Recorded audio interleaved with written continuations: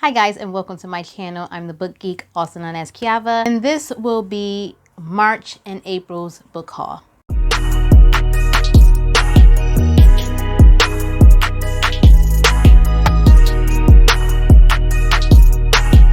The first book I have here to show you is a book that the author sent to me himself, and it is actually signed on the inside. I actually previewed this book before it was even released and wrote a review for it. And that book is The Stars Represent You and Me. So this is a hard-hitting children's story that is based on a real life story. In this story, both Duke and Ruben witness, the kind of dangerous and negative paths that other young people and young men in their neighborhood have decided to take. But the two of them remained hopeful and they looked to the stars to guide them.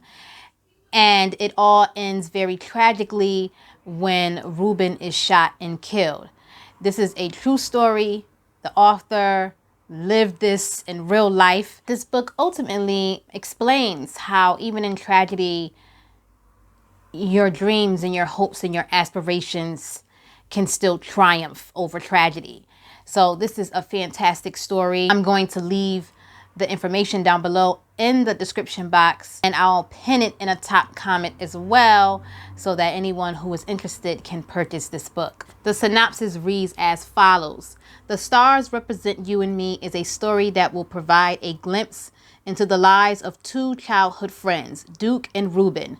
Duke and Ruben did their best to use the stars in the sky as a guide to navigating their way through some of the negative influences that surrounded them. Duke and Ruben represented hope for their poverty-stricken and violence-plagued Detroit neighborhood. As they viewed the negative paths other boys were taking, Duke and Ruben promised each other that they were going to follow a different path in life, a positive path to success. Until one day it all went wrong when Ruben was shot and killed. Through a strong circle of support provided by his family and coach, Duke manages and ultimately triumphs over tragedy and pain to keep the promise he made to Ruben. The book is based on a true story. This author is actually a survivor himself. He is a survivor of gun violence. He did live in Detroit, and he also lived in my hometown, Hartford, Connecticut, where I was born and raised. And he has surpassed all his tragedy and has become very accomplished. So I'm going to leave any information for him down below. I also purchased some books for myself, and one of them was one of my most anticipated books, and I still have not read it, but that is Shelter for the Damned. This cover is so freaking magnificent. This is a horror book. Of course, it's horror. Clearly, you can tell by the cover. So, two teenagers end up in this shack. They're looking for, just a place to hang out and chill and smoke some cigarettes. And they come across the shack and they decide this is the place where they're going to be. This shack has a few surprises in store for them. And I just need to pick this book up because it sounds like it's going to be a horror-filled thrill ride, and I cannot wait to read it. The next one I have here to show you is If I Disappear. This was purely a cover buy.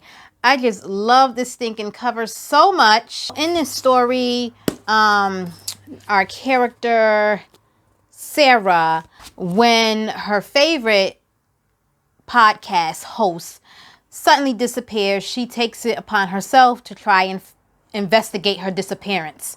And she gets a little more than what she bargained for. The next one I have here is An Absolutely Remarkable Thing by Hank Green. So in this story, if I'm not mistaken, this is a story where these strange sculptures are popping up everywhere. So the character April in this story, she stumbles across this gigantic sculpture and she documents it and it goes viral. She's thrust into this world of fame and popularity that this viral video has granted her. So not only will she have to deal with you know, all the trials and tribulations that that sort of popularity can bring to one's life and how it can affect one's life, but also the investigative part of figuring out where these sculptures came from and what their purpose is. Another book for March that I purchased was War Girls. So this is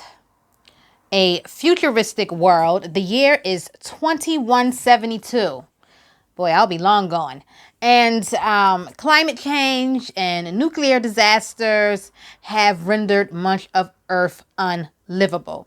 Just parts of the world are just war-torn and disaster-ridden. In the story, we have two sisters that are hoping for a much better future for themselves, and the fight that they're willing to have in order to gain that sort of future that they dream of for themselves. I just love stories with futuristic, dystopian type of worlds, and I'm interested to see the world building in this book. I also got the sequel to One of Us is Lying, and that is One of Us is Next. Now, I loved the first one. If you don't know, the first story is about, I think it was 5 students who go into detention and only 4 come out alive.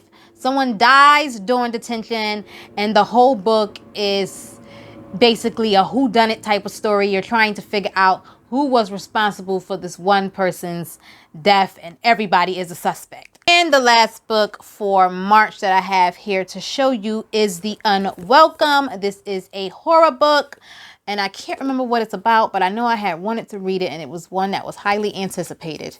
So now it's all coming back to me. In this story, a woman named Kate, she's dealing with some issues that she's had in several of her relationships, both personal and romantic. And she's trying to fix some of those fractured relationships. So she decides to tag along with a friend of hers on a trip. She's broken up with her ex-boyfriend, and she's ready to leave that part of her life behind. But this ex-boyfriend of hers named Lutz decides that he's not going to let her go. And she runs into him while out on the road. And now he is after her, and he's basically a monster. It says here that Kate must unite her estranged friends against this horrifying threat before the shadows of her past devour her life for good. So it sounds freaking terrifying. The cover is magnificent. I cannot wait to dive into this one. And I only purchased one book in the month of April, and that was A Court of Frost and Starlight by Sarah J. Maas. I have yet to complete this series. I'm still on book 1. I started it, loved it, and got to the end, and I just stopped reading it. I have a habit of starting books, and then I'll just stop them somewhere along the way and start reading another one. So I'm trying to practice finishing one book before I pick up another, because before I know it, I have like 10 unread books that I need to get back to finish reading. So lately I've been trying to finish up all my half-read books because this is ridiculous. I just need to sit down and finish a book. I got like ADHD or something. I don't know. I'll sit down, I'll get halfway through it or more than halfway through it, and we'll pick up another book and just not go back to it for a very long time. So I need to practice discipline and finish one book at a time. But anyway, yes, I did get this one. This was the only book I purchased in the month of April, and this goes along with the Court of Thorns and Roses series. And I don't know what this one is about, but because I haven't finished the series, I'm not going to read what it's about. So that is it, guys. That was so quick. That is March and April's book haul. Please don't forget to like and subscribe. Let me know if you've read any of these. No spoilers, please. Hit the bell for notifications. Comment down below, and I will see you guys in my next one. Thanks for watching. Bye.